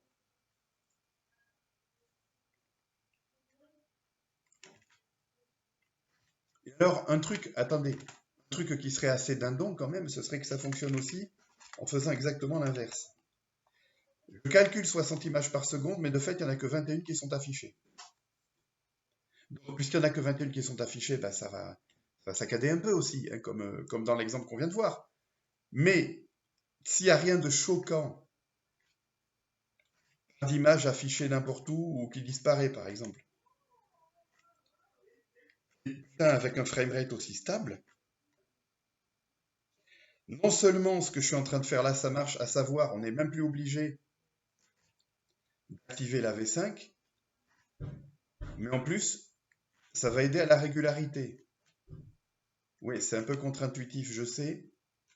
Ça, c'est un phénomène que je suis expliqué depuis longtemps parce que j'avais déjà constaté ce... Ah! Ah si, quand même, ah si, un truc... Ah, j'ai vu cette merde là. Si, bah il y a encore des trucs qui vont pas aller là. Il y a encore des trucs qui vont pas aller. C'est pendant le... Ah ouais, c'est intéressant ça. C'est pendant le redimensionnement du viewport.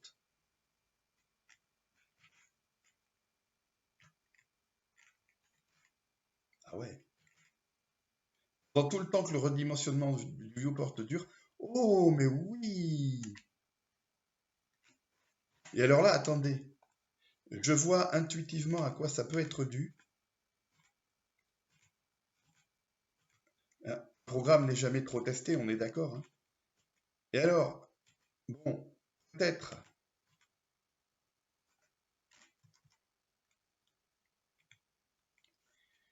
peut-être.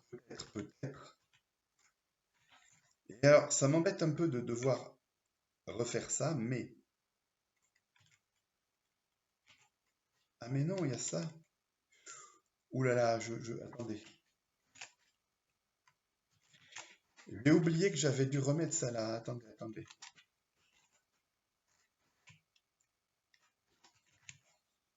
Attendez. Oh. Ça pourrait n'être dû qu'à ça. Donc ça, c'est pas la peine de le mettre deux fois, on est bien d'accord.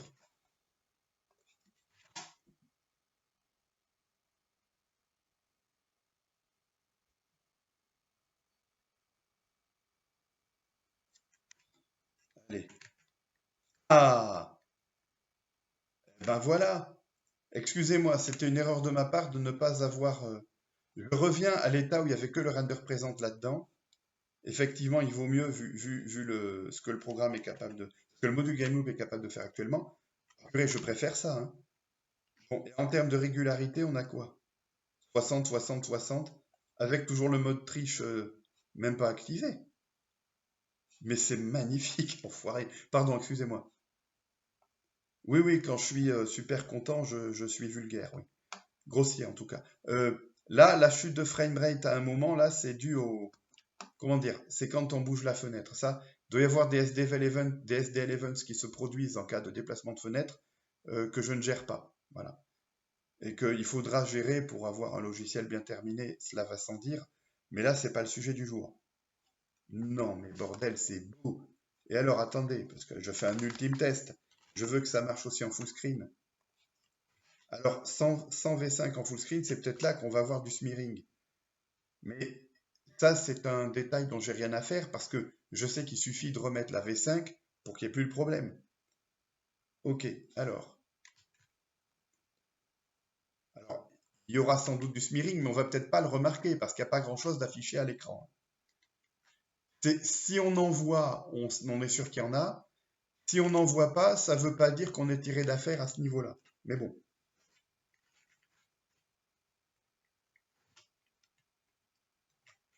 Ok. Alors, maintenant, je veux réinverser ça.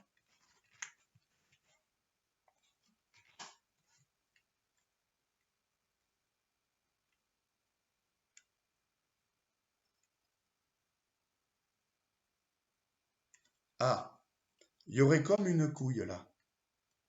Toute petite couille. Toute une mini couille. Je trouve, visuellement, c'est intéressant, hein. Il y a les déplacements là. Visuellement, c'est intéressant. Alors, on ne sait pas quoi faire. Là, je coupe au montage à peu près 20 minutes. 20 minutes très inintéressantes pendant lesquelles j'essaie de comprendre les raisons de ce problème et, évidemment, de le corriger. Résumé des 20 minutes, je comprends que ce dernier type de problème ne se produit que en plein écran et il me faut un peu de temps pour me rendre compte que c'est sûrement dû au double buffering.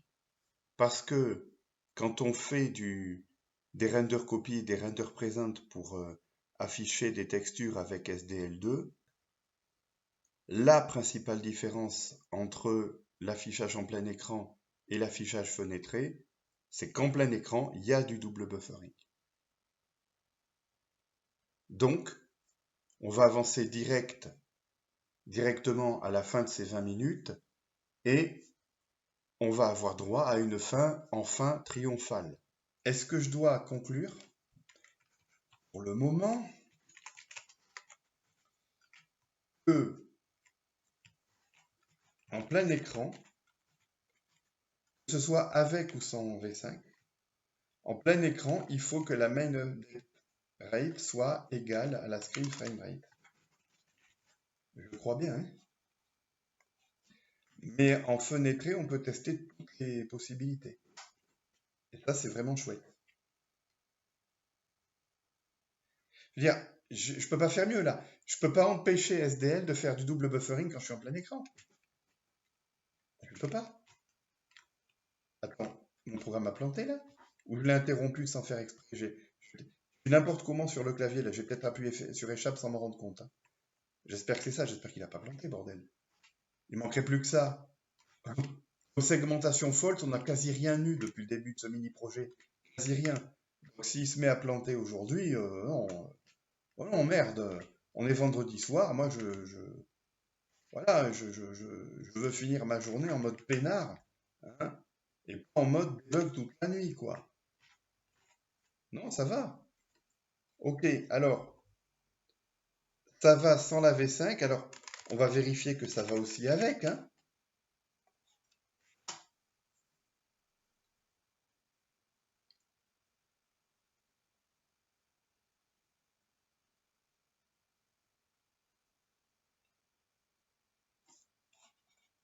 Yo, tac, capoum. Je dis capoum. Ah tiens, quand même. Yo, yo, oui, et tweak. Yo, im. Ok. Alors, ça je laisse parce que comme réglage par défaut c'est bien. Ça aussi. Euh, Ça on va oublier parce que sinon il va falloir que je fasse pas en plein écran. Ça j'en ai plus besoin. Tac. Ça c'était un ancien problème résolu mais j'avais laissé ce commentaire quand même. Ensuite, ici, alors l'état actuel des choses, c'est il n'est plus nécessaire d'activer la V5. Alors, il est nécessaire de déterminer la fréquence réelle de rafraîchissement de l'écran sur lequel on exécute le programme. Ça ne dépend pas que de l'écran, mais de la résolution choisie également. Mais ça, on sait faire. On peut demander à SDL quel est le mode graphique actuel, largeur en pixels, hauteur en pixels et framerate en Hertz. Voilà. On peut calculer moins d'images par seconde que nanana, c'est la game, la MN. Oui.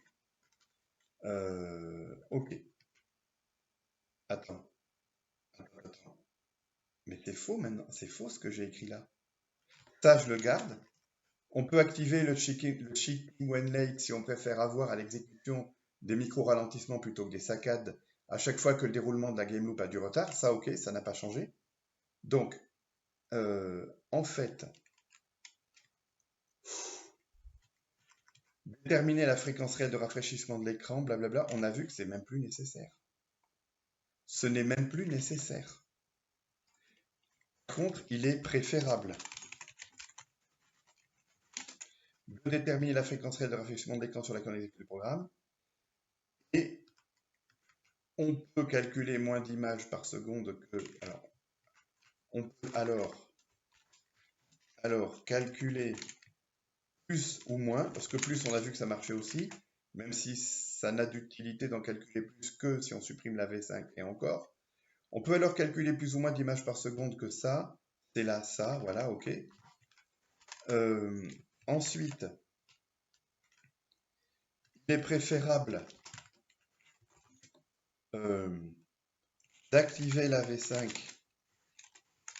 au moins pour une version release. Une version debug, on fait ce qu'on veut. Mais, en revanche, il nous reste quand même une restriction, mais je m'en contenterai. Voilà, parce que, encore une fois, je ne peux pas empêcher SDL de faire du double buffering quand on est en plein écran. Donc, pour que ce module soit un remplaçant du module scheduler, il est interdit d'avoir un autre réglage que... non, attends. Bon, pour que ce module soit un remplaçant du module scheduler, en mode fenêtré, on peut faire n'importe quoi, mais en mode un écran, interdiction d'avoir un end send to screen rate différent de aimed main update date. Voilà. Car sinon, cela ne marche plus bien du tout. On soupçonne, on n'en a pas la preuve, que c'est à cause du double buffering que SDL2 fait quand on travaille en plein écran. Et c'est quelque chose qui m'avait jamais posé problème à ce jour, que SDL2 fasse du double buffering, tout simplement parce que jusqu'à aujourd'hui, ou du moins jusqu'à il y a quelques jours, il m'était jamais venu à l'esprit de séparer la V5 du reste. Voilà, et si on veut que SDL fasse la V5 pour nous, ça veut dire qu'on sépare le SDL render present du reste, et en cas de double buffering, ça peut faire effectivement des saletés.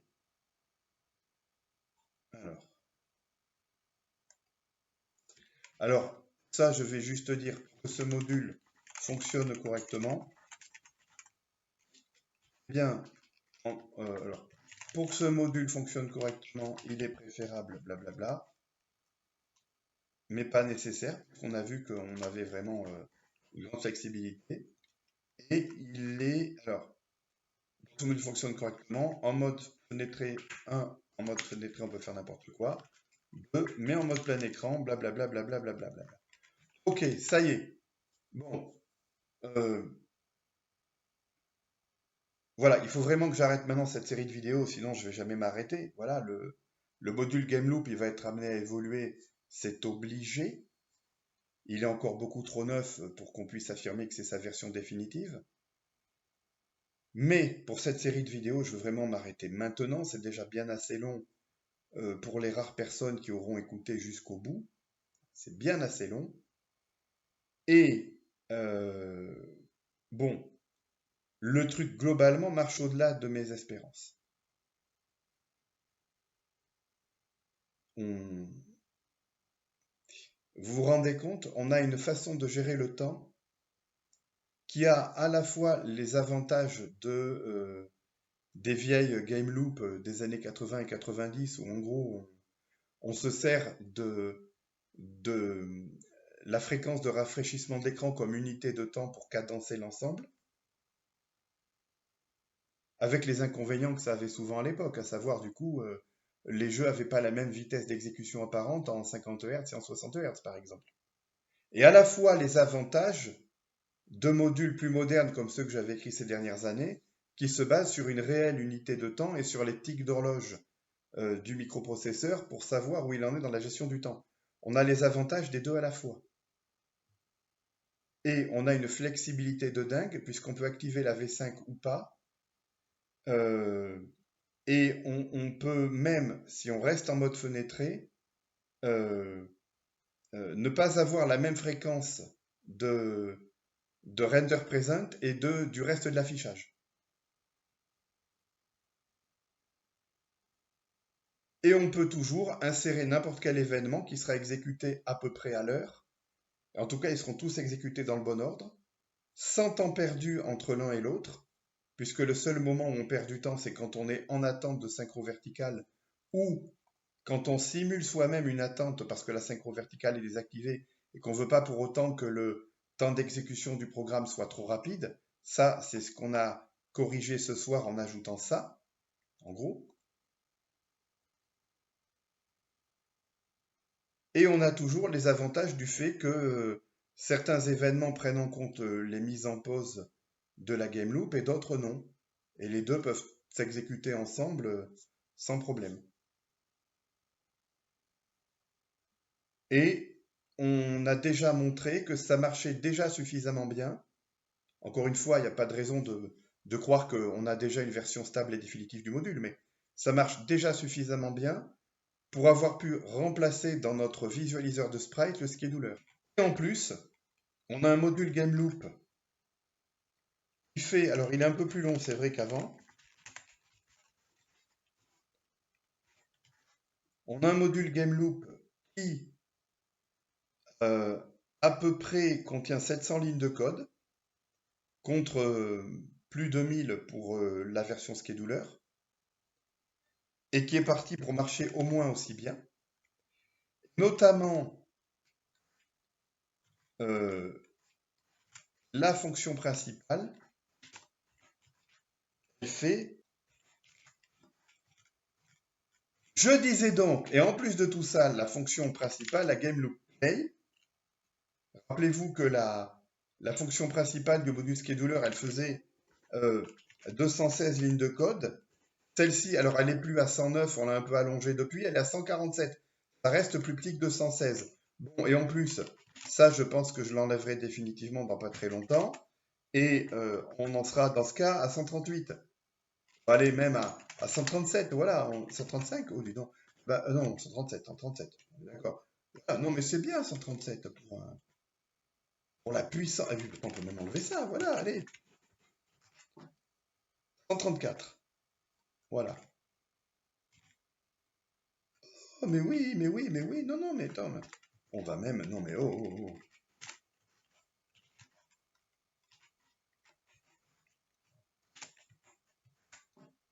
131 lignes de code. Les 131 lignes de code les plus utiles que j'ai jamais écrites de ma vie. La main loop idéale pour faire un jeu à l'ancienne, avec uniquement des outils rudimentaires, langage de bas niveau et tout le bazar.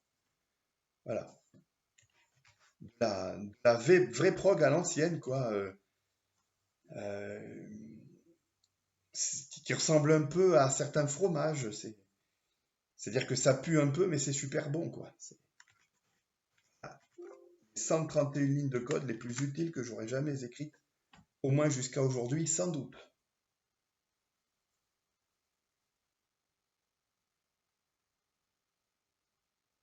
Bon, il aura fallu gueuler un petit peu, quoi, pour y arriver, mais hein, on est content. À bientôt.